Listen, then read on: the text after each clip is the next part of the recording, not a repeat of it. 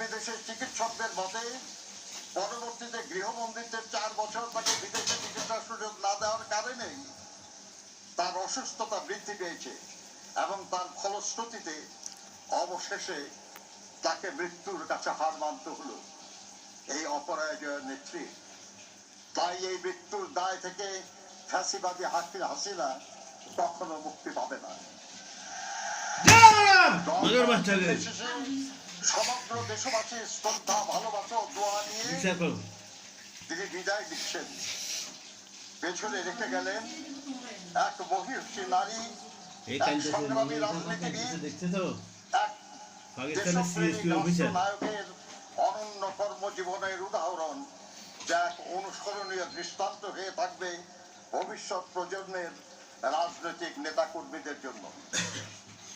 দেশনেত্রী বেগম খালেদা জিয়া বলতেন, দেশের বাইরে আমার কোনো ঠিকানা নেই, বাংলাদেশ হলো আমার ঠিকানা। এই দেশ, এই দেশের মাটি ও মানুষ আমার সব কিছু। চিরজেরা এই দেশের মাটিতেই তিনি শেষ নিঃশ্বাস ত্যাগ করেছেন।